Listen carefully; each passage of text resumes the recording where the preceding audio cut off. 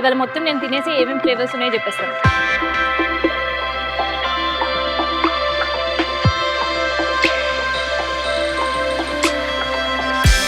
ఉల్లిపాయ ఫ్లేవర్ మంచిగా తెలుస్తుంది. ఏమన్నారు ఇప్పుడు? Old is gold. Old is gold.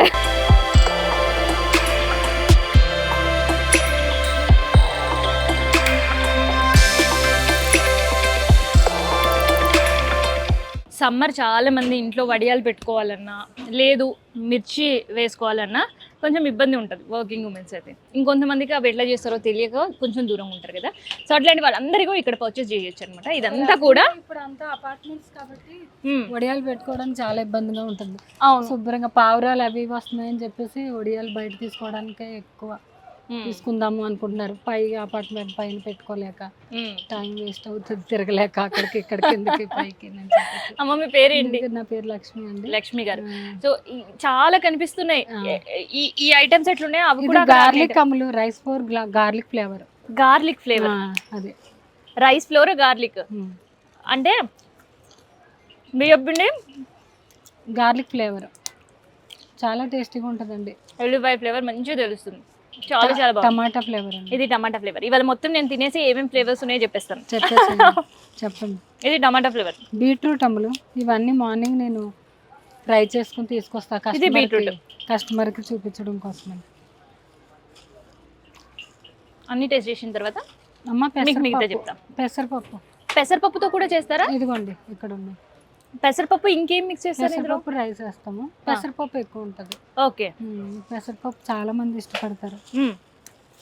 ఇది ఆనియన్ ఫ్లేవర్ మేడం. ఆ పింక్ ఆనియన్ పింక్ అండి, పింక్ కనిపిస్తున్నాయి కదా అది అటు కార్నర్.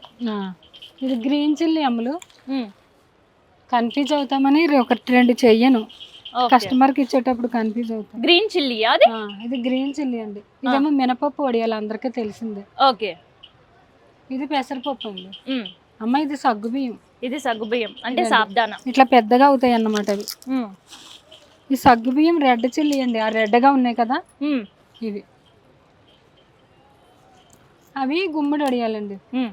అది ఇంకా అందరికీ తెలిసిందే. ఇది మినపప్పు వడియాలు.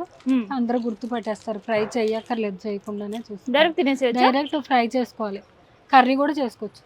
అంటే ఇప్పుడు వీటిలాగా ఆయిల్లో డీప్ ఫ్రై అవసరం లేదు. డీప్ ఫ్రై చేసుకుని కర్రీలో వేసుకుంటారు. ఇట్లా పెరుగన్నం, సాంబారు అట్లా తీసుకుంటారు. కూర నేను ఇన్ని ఫ్లేవర్స్ టేస్ట్ చేసిన కదా. మునక్కాయ కూర, టమాటా కూరలో వేసుకుంటారు. చాలా అన్ని రకాలుగా అది వాడుకోవచ్చు.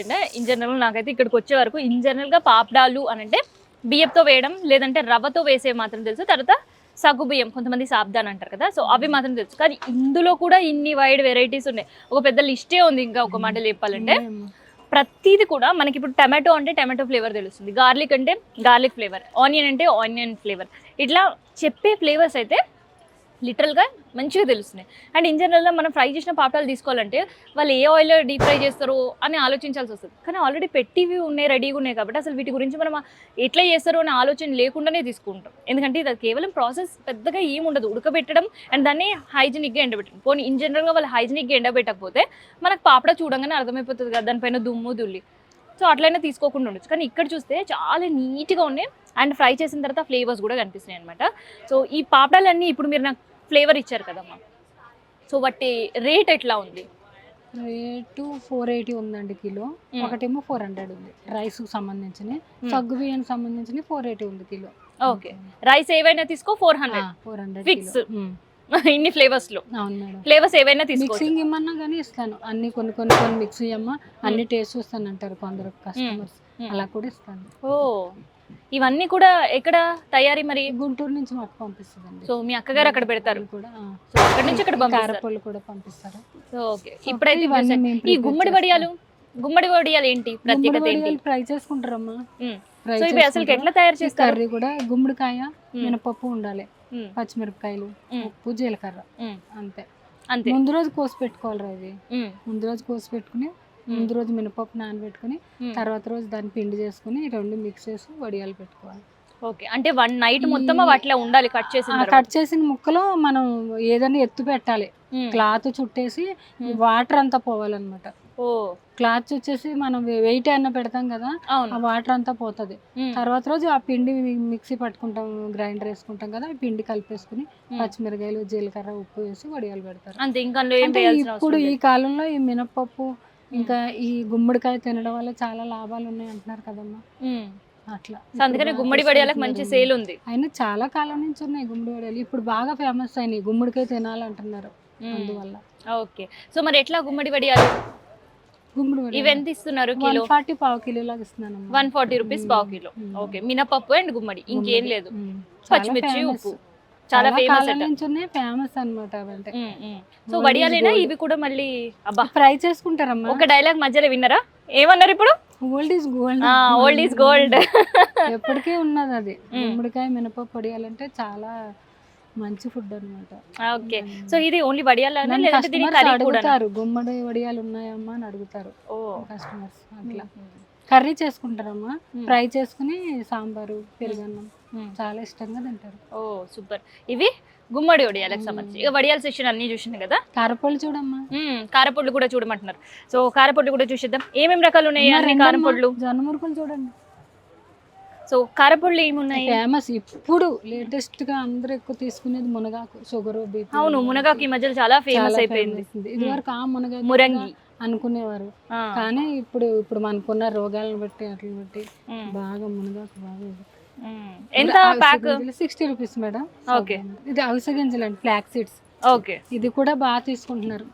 ఇది కూడా 60 పిల్లల జుట్టు బాగుంటది అవిసె అంటే ఇప్పుడు ఇండైరెక్ట్ నేను తీసుకోమంటున్నారు. సో తీసుకోమన్నందుకనే లక్ష్మి గారు వెళ్ళేటప్పుడు మనం పర్చేస్ చేసి పోదాం అనమాట. ఇది మామూలుగా ఇడ్లీ, దోశ, రైస్, చపాతీలు వేసుకోవడానికి అనమాట. నల్ల కారం, పుదీనా కారం, పప్పుల పొడి, వెల్లుల్లి కారం, ఇంకా కరివేపాకు కారం, రకరకాల కారం. సో ఇవి కరివేపాకు కారం, ఇవి కరివేపాకు ఇక అన్నిటికీ మంచిది కదమ్మా. సో ఇదెంత కాస్ట్? 60 rupees madam. సో కారపొడులు ఏవైనా 60 రూపీస్. ఈ చిన్న ప్యాకింగ్ అయితే 40 రూపీస్ ఉంది. సో ఈ చిన్నది అయితే 48, మిగతా అంతా కూడా 60 రూపీస్. అండ్ ఇక్కడ ఏంటి ఇవన్నీ కూడా? ఇవన్నీ ఫ్లాక్ సీడ్స్ మేడం. ఇప్పుడు చెప్పాను కదా, ఫ్లాక్ సీడ్స్ బెల్లంతో చేస్తామండి. మనం ఇది వరకు పల్లీలు అవి చేసుకున్నాం. అవును, పల్లి పట్టీలు, చెక్కీలు అనేవాళ్ళు. ఇప్పుడు అంతా సీడ్స్ కి ఎక్కువ. ఎంత ఇవి కాస్ట్? ఎంత? 100 మేడం. ఇవి ఏవైనా 100? ఏవైనా కాదు, ఇది 150 madam. Pumpkin, sunflower, water melon ఉంది మేడం ఇందులో. ఓకే, ఇందులో 150. ఇది ఉట్టి పంకిన్ కూడా ఉంది అట్లా. సో ఈ బాక్సెస్ ఏవైనా కూడా ఇక్కడ 80 ఉంది, 100 ఉంది, 150 ఉంది. అదైతే 60 రూపీస్. 60 రూపీస్. నువ్వులైతే? బెల్లం నువ్వులైతే 80 రూపీస్. నువ్వులైతే ఇదైతే 60 రూపీస్. సో ఇవన్నీ చూసినాం కదా. ఇదేంటి? వడియాలండి. రేగు వడియాల. రేగి పండ్లు అయితే తెలుసు, ఈ రేగు వడియాలు ఏంటి? రేగి వడియాలు పుల్లగా, తీయగా, కారంగా ఉంటాయి. 1 ఇయర్ డిసెంబర్, జనవరిలో వస్తాయి. 1 ఇయర్ అట్లానే ఉంటాయి మేడం. మేము చాలా బస్తాలు చేసి పెడతాం. అవి 1 ఇయర్ అట్లానే ఉంటాయి. అంటే ఇవి డైరెక్ట్ గా తినాలా? డైరెక్ట్ తింటారు. జ్వరం అది వచ్చిన వాళ్ళకి నోరు బాగుంటది అంటారండి. అవసరం లేదు మేడం, డైరెక్ట్ గా తినేసేయచ్చు. ఇదెంత మా ప్యాక్? 60 rupees madam. 60 రూపీస్ అట రేగి వడియాలు.